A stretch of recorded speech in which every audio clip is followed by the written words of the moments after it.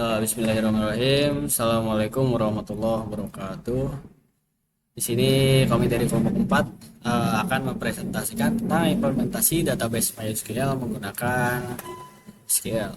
Yang mana di sini akan menyelesaikan studi kasus mulai dari create database, create table, alter table, drop table, constant, dan mendemonstrasi insert, update, delete, dan select. Di sini kami dari kelompok 4 dengan 3 anggota. Yang pertama itu saya sendiri, Rashid Ray Ramadhani dengan NIM 24051137, dan juga ada Jeff Orlando dengan NIM 24051190. Terus juga yang terakhir ada Willy Raka Raymond dengan NIM 24051139. Pertama, sintaks SQL. SQL atau Structured Query Language adalah bahasa standar untuk mengelola database relasional seperti MySQL. Sintaks SQL adalah aturan penulisan perintah agar bisa dieksekusi oleh database mulai dari membuat struktur tabel sampai dengan memanipulasi data di dalamnya. Sintaks SQL umumnya dibagi menjadi 3 kategori. Yang pertama yaitu DDL atau Data Definition Language. DDL dipakai untuk mendefinisikan struktur database. Setiap kali DDL dijalankan, perubahan biasanya bersifat permanen dan otomatis terkomit atau tidak bisa di rollback di MySQL. Di sini kami membuat database berdasarkan studi kasus investasi. Pertama yaitu create table, yang mana membuat objek baru, database, tabel, index, view, dan lain-lain. Untuk sintaksnya seperti ini. Di sini kita akan mencoba mendemonstrasikannya. Pertama yaitu membuat database terlebih dahulu. Pertama di sini dengan mengetik create table, create database, yang mana di situ akan membuat file databasenya dengan kunci. Kalau saya biasanya menggunakan db atau database, terus dengan underscore diisi dengan nama database yang akan dibuat karena kita di sini akan menggunakan studi kasus investasi. Jadi di sini kita akan menggunakan db invest. Sekarang kita coba run di sebelah sini, kita klik. Oke, untuk di bawah sini ada create database db invest 3, yang mana checklist di sini tandanya sudah bisa. Lalu di sini kita akan mencoba refresh agar terlihat. Nah, di sini sudah ada db invest 3. Dilanjut dengan use database. Fungsinya agar apa? Fungsinya agar database ini digunakan agar saat kita melanjutkan coding selanjutnya, di sini kita masih tercakup pada db invest yang ketiga. Kita coba blok dan kita coba run lagi. Nah, di sini sudah terchecklist hijau, yang mana use db invest 3 ini sudah mulai bisa digunakan. Dan lanjut, setelah kita membuat database, di sini pada db invest 3 ini kita membagi tabel-tabel menjadi 3 tabel. Yang pertama ada tabel investor, kedua ada tabel proyek, dan yang terakhir, yang ketiga, ada tabel pendanaan. Yang mana di tabel investor ini ada elemen-elemen tabel, yang mana pertama itu ada ID investor, kedua ada nama investornya, lanjut ketiga ada nomor HP yang ada di sebelah sini, dilanjut dengan email. Yang mana ID investor ini dengan tipe data integer dan diprimary keykan, dan dilanjut dengan nama investor menggunakan tipe data varchar 100, dan dilanjut dengan HP yang varchar juga 15, dilanjut dengan email dengan tipe data varchar. Ini untuk tabel pertama yaitu tabel investor. Dilanjut dengan tabel kedua yaitu tabel proyek, yang mana di dalamnya ada elemen tabel yaitu ID proyek. Dilanjut dengan nama proyek, dilanjut dengan target dana, yang mana ID proyek ini dengan tipe data integer primary key, dilanjut dengan nama proyek varchar 100, dilanjut dengan target dana desimal 15,2. Maka ID desimal karena di sini kita untuk mata uang. Dan dilanjut untuk membuat tabel pendanaan dengan relasi antara investor dan proyek menggunakan konsen dan cek. Di sini untuk tabel pendanaan ada beberapa elemen tabel. Yang pertama yaitu ada ID pendanaan dengan integer dengan tipe data integer primary key, dilanjut dengan ID investor yaitu integer tipe datanya, dan dilanjut dengan ID proyek integer juga untuk tipe datanya, dilanjut dengan jumlah investasi dengan desimal 15,2 karena untuk dilanjut dengan cek yaitu jumlah investasi, dilanjut dengan tanggal masuk menggunakan date karena untuk formatnya ini tanggal, dan ada forward key dari ID investor ke reference investor di ID investor ini untuk mengaitkan relasi antara investor dan proyek dengan pendanaan. Terus di sini ada ID proyek di tabel proyek dengan ID proyek. Di sini kita akan coba membuat tabelnya, kita blok, lanjut ke sini. Nah, di sini tandanya tabel sudah dibuat. Dan dilanjut dengan tabel kedua, tabel proyek.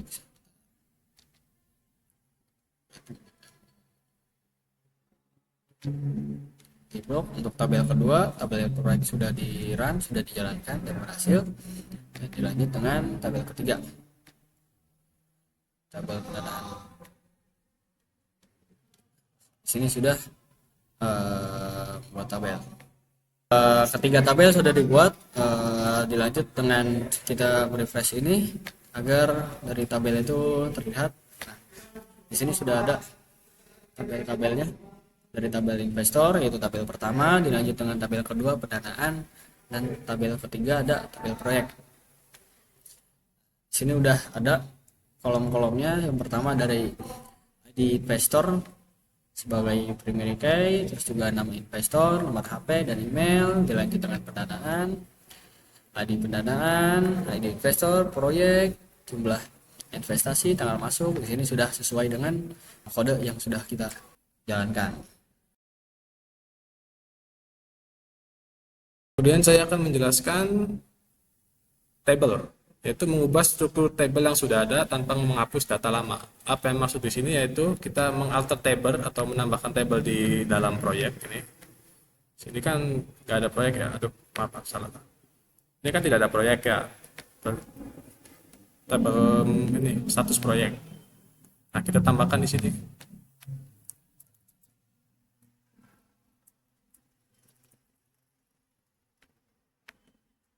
Dan refresh lagi. Nah, di sini kan ada status proyek nih. Karena ini tidak dibutuhkan, saya buang lagi status proyeknya.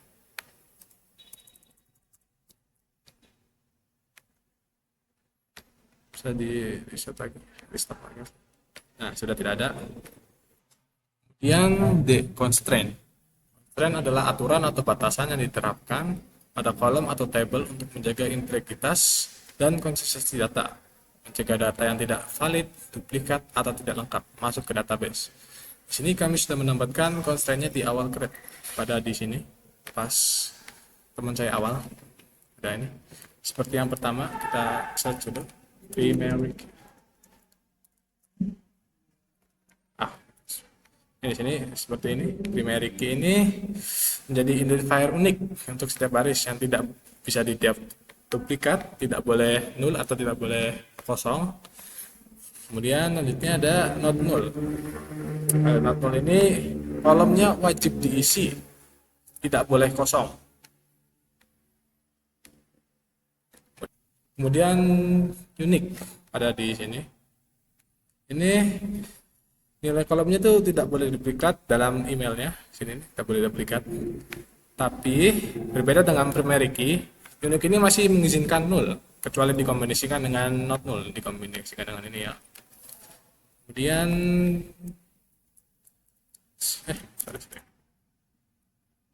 kemudian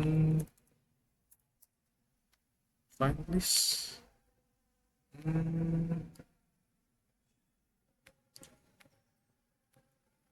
Kemudian cek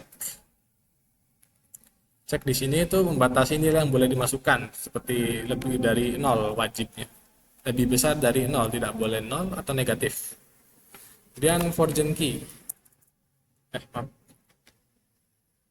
kemudian fortune key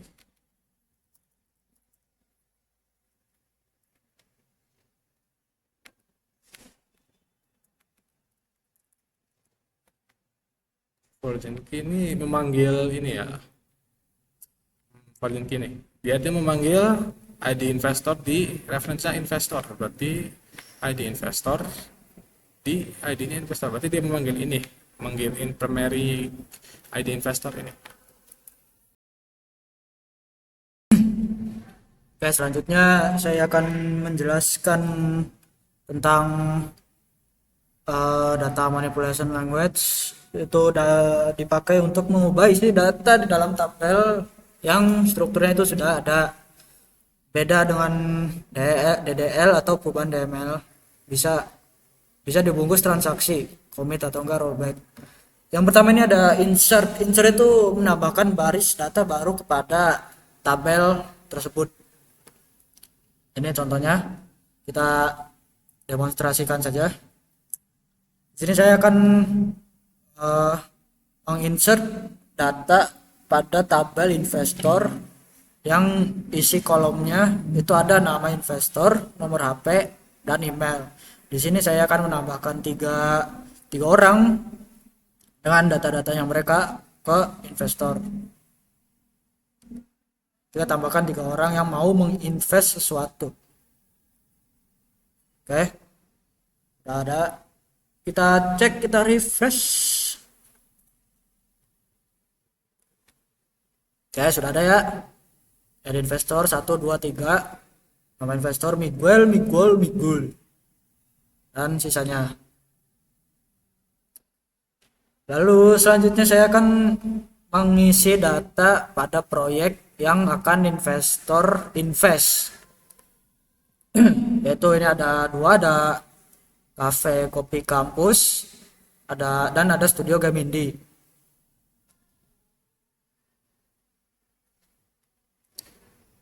Kita bikin 3 aja deh. Satunya misal ya mau invest AI perbankan.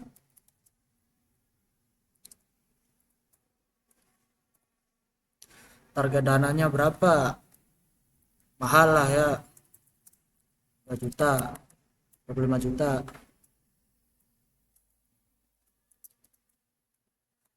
Kita hapus, kasih koma. Oke.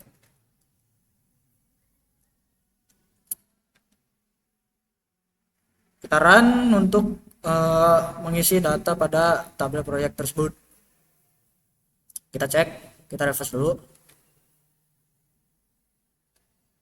Di mana tuh di proyek? Salah. Dihapus. Ya sudah ada ya. Ada proyek 1, 2, 3. Nama proyek Cafe Kopi Kampus Studio Gamindi AI. Dan target dananya. Nah, selanjutnya insert data transaksi pada tabel pendanaan. Di sini saya akan menambahkan orang pada tabel pendanaan dengan relasi primary key-nya di ID investor dan ID proyeknya.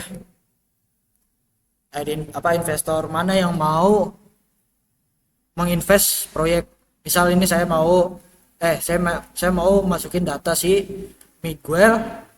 Dia kan ID investornya 1. Dia mau invest ke AI perbankan. Berarti di sininya 3. ID proyeknya 3. Kita hubungkan ID investor ke ID proyeknya ini. Ini 1 ini ID investor, 3 nih ID proyek. Dengan jumlah investasinya 5 juta. Dan tanggal masuknya tanggal 7 bulan 15. Oke, kita cek. Refresh. Pendanaan. Oke, sudah. ID pendanaan 1, ID investor si Miguel ingin menginvestasi kepada ID proyek ketiga dengan jumlah investasi 5 berapa tuh? 5 juta. Ya, masih kurang sih, harusnya 25 juta ya. Lalu oke, selanjutnya ini ada update, perintah update, yaitu mengubah data yang sudah ada. Di sini wajib pakai where, kalau enggak semua barisnya ikut berubah.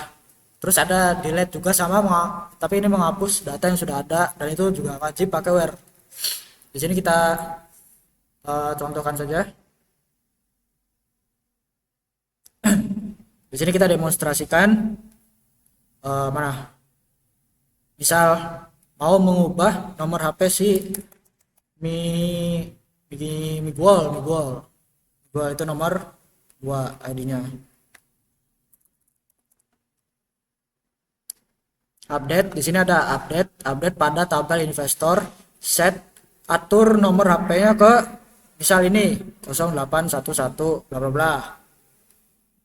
Di ID ke siapa, kita mau ubah Miguel kan dia ada di ID investor kedua, kita ketik 2, jadi dia bakal berubah. Yang awalnya 0818 bla bla bla bla, dia bakal berubah ke 08111 dan seterusnya. Kita run. Oke, sudah. Sudah hijau. Refresh investor, lihat sudah terubah ke 0811.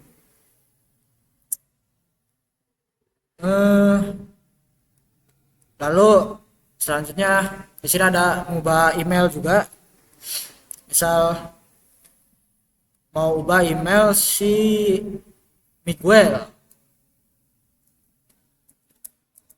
jangan Firman dong, Miguel ganteng gitu kan. Miguel ada di mana ID-nya? Ada di 1. Tuh, ada di 1. Kita ketik 1. Kita run.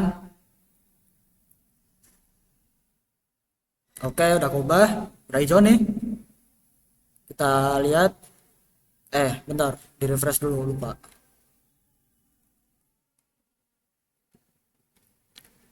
Refresh.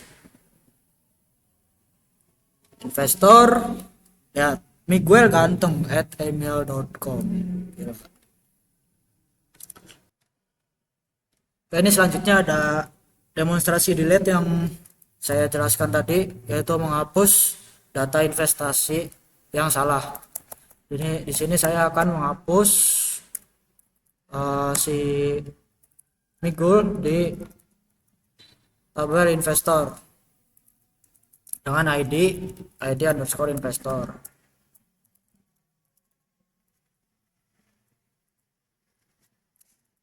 Dia nomor 1 ya ID-nya si enggak, maaf, dia nomor 3. Kita run, nanti dia bakal kehapus dari tabel. Sudah hijau. Kita refresh.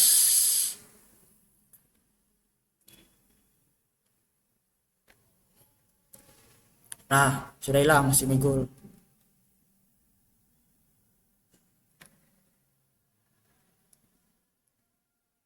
Jika ingin tambahin lagi, saya akan menambahkan si Miguel lagi biar nggak terlalu sepi. Kita tambahin aja lagi. Oke. Lalu selanjutnya itu ada select. Yaitu membaca atau ngambil data dari tabel yang kalian inginkan. Di sini saya akan memunculkan data ke output dari semua tabel. Di sini saya select tanggal masuk sebagai I, nama investor sebagai I, nama proyek sebagai PR, dan jumlah investasi sebagai P dari from pendanaan P. Dengan menggunakan join investor sebagai I untuk join ke sini, on P dot id investor sama dengan I dot id investor, dan join proyek PR, join ke nama underscore proyek on p.id underscore proyek sama dengan pr underscore proyek. Taran, nanti dia bakal muncul outputnya. Nah, Di sini satu ini karena yang apa? Yang invest baru ke data itu cuman si Mi Miguel doang. Mana?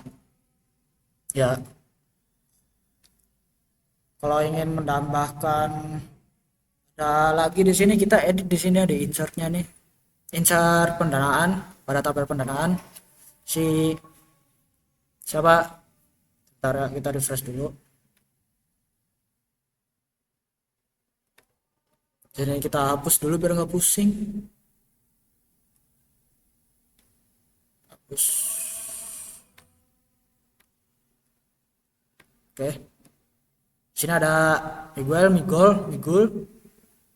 Di sini saya mau nambahin si Miguel. Miguel tuh nomor 2 di investornya. Terus dia mau menginvest ke mana nih? Ke nomor 1 ID proyeknya yang Cafe Kopi Kampus.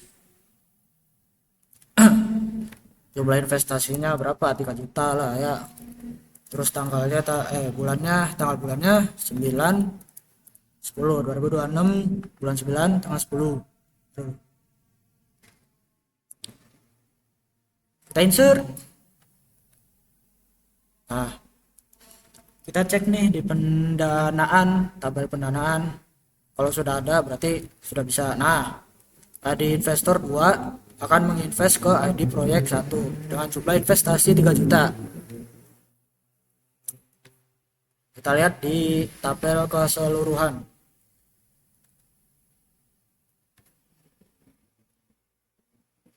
Nah, seperti ini.